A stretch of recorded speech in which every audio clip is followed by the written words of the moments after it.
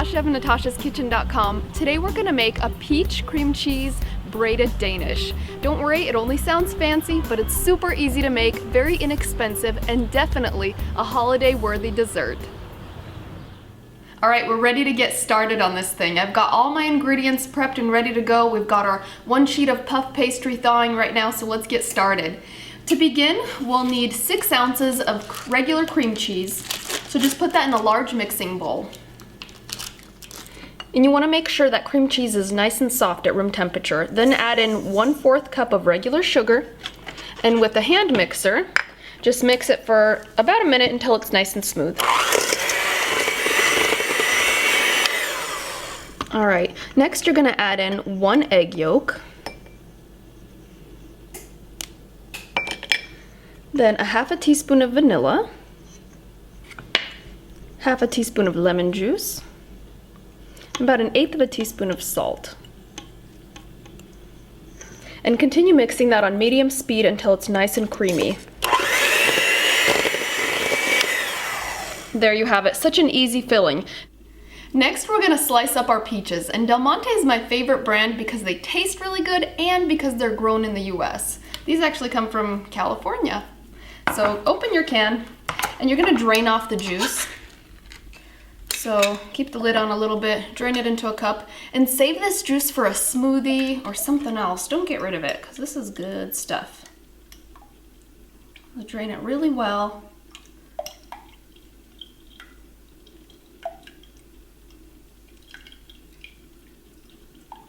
Still draining. Then transfer your peaches to a cutting board, and you're gonna slice them into about 1/4 inch slices, so cut them in half. Our filling and our peaches are prepped. Next, line a work surface with a piece of parchment paper and dust it with flour. And grab your puff pastry that's been thawing and unfold it onto your surface. Dust the top again with flour to keep it from sticking to the rolling pin. Okay, then roll it out. It's gonna be about 1 inch to 1.5 inches longer on both sides once it's done.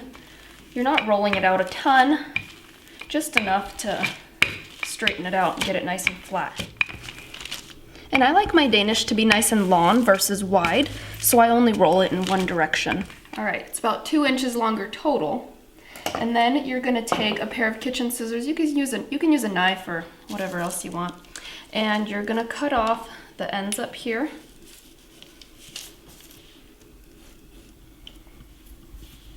Okay.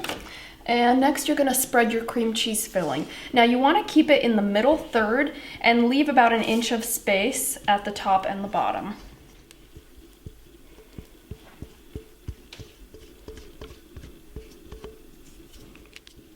Spread it out nice and even in that middle third. Okay, and next we're going to line our peaches evenly over the top of that cream cheese. Okay, everything's lined up and ready to go. We're gonna use a pair of scissors to cut about 1 inch strips into the center. And don't go all the way in, leave about 1/2 inch of space. Cut off these end flaps.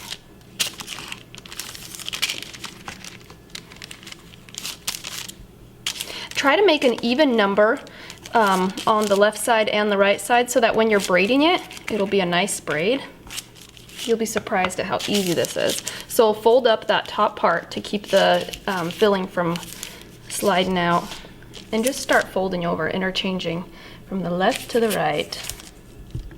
Look at how easy this is.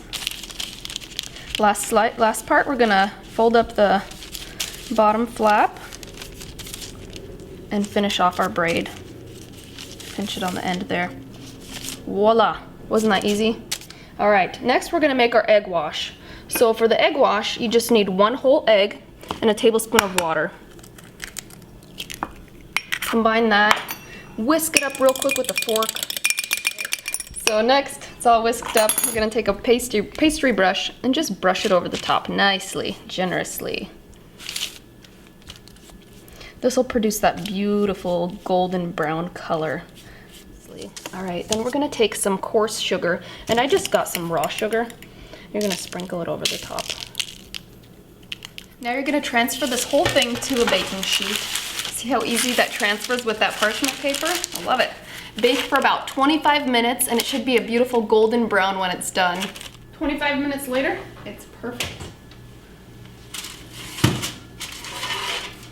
Look at that.